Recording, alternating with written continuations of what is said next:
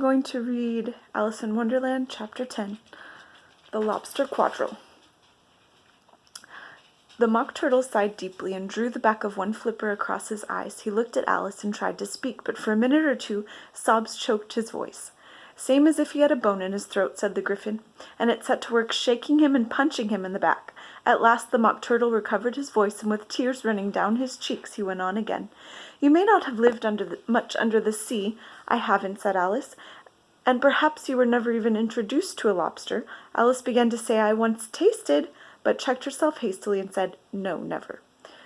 "So you can have no idea what a delightful thing a lobster quadrille is."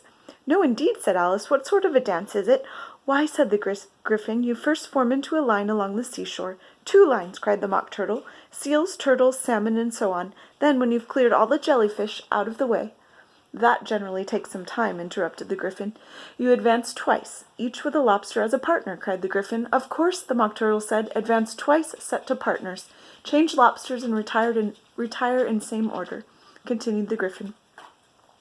"Then, you know," the Mock Turtle went on, "you throw the lobsters," shouted the Gryphon with a bound into the air, "as far out to sea as you can." "Swim after them!" screamed the Gryphon. "Turn a somersault in the sea!" cried the Mock Turtle, capering wildly about. Change lobsters again!" yelled the Gryphon at the top of his voice. "Back to land again, and that's all the first figure," said the Mock Turtle, suddenly dropping his voice, and the two creatures who had been jumping about like mad things all this time sat down again very sadly and quietly and looked at Alice. "It must be a very pretty dance," said Alice timidly. "Would you like to see a little of it?" said the Mock Turtle. "Very much indeed," said Alice. "Come, let's try the first figure," said the Mock Turtle to the Gryphon. "We can do without lobsters, you know. Which shall sing?" "Oh, you sing," said the Gryphon. "I've forgotten the words."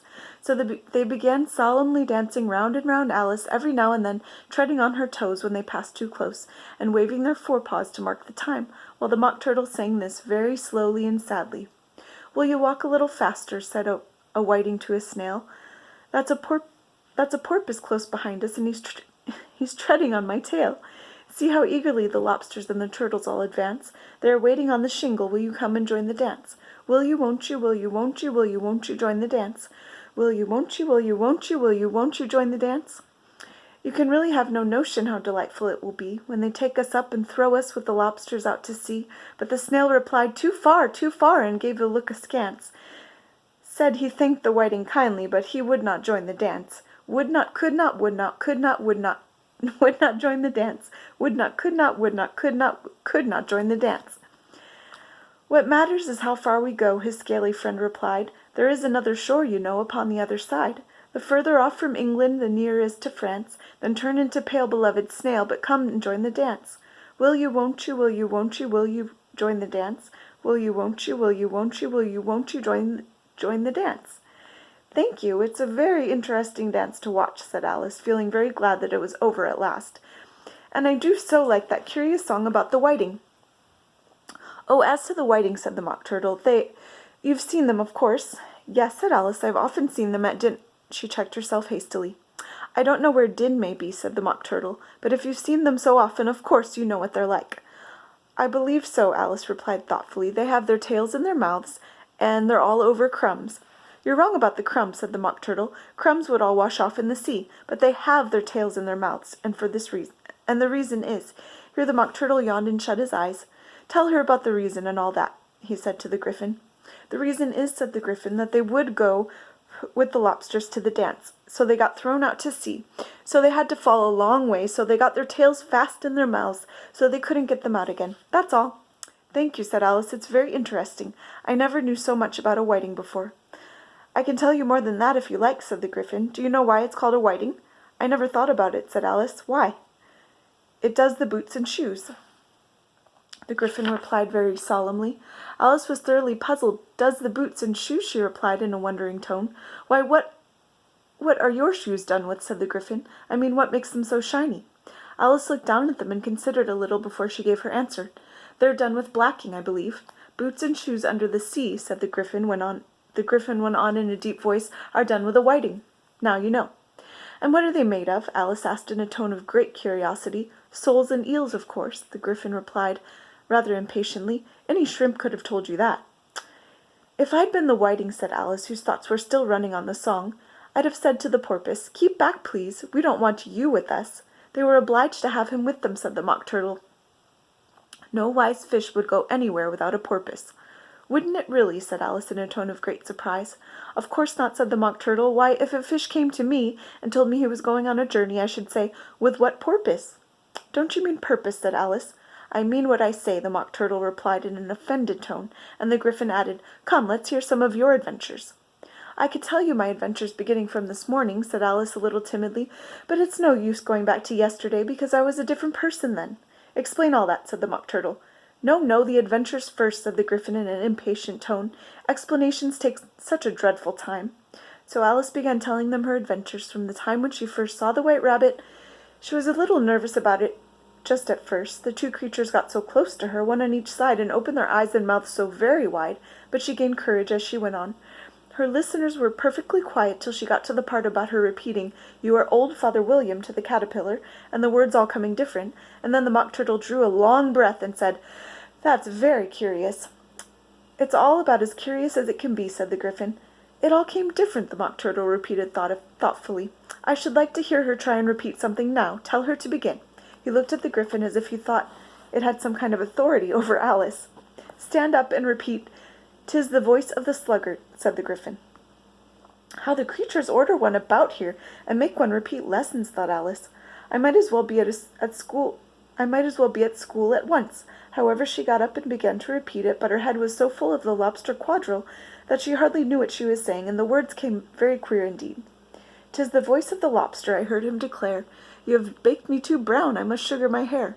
As a duck with its eyelids, so he with his nose trims his belt and his buttons, and turns out his toes.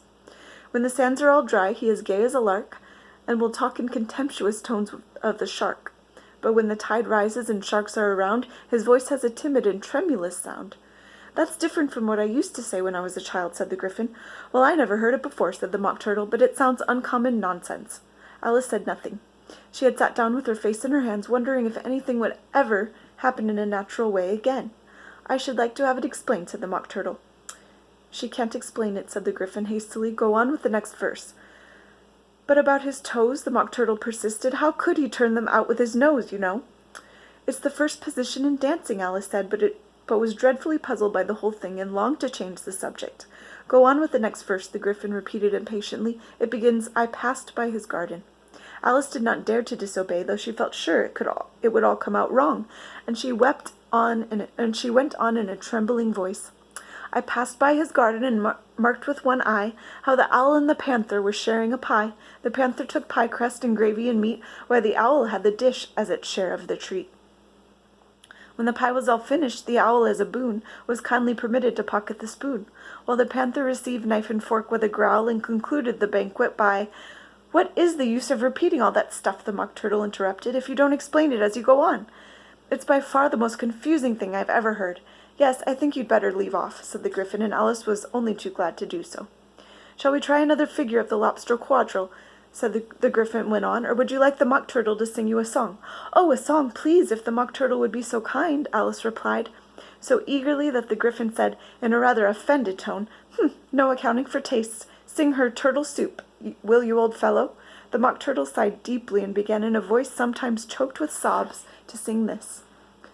"Beautiful soup, so rich and green, waiting in a hot tureen, who for such dainties would not stoop? Soup of the evening, beautiful soup. Soup of the evening, beautiful soup. Beautiful, beautiful, beautiful soup. Soup of the evening, beautiful soup. Beautiful soup, who cares for fish, game, or any other dish? Who would not give all else for two, pennyworth only of beautiful soup? Pennyworth only of beautiful soup.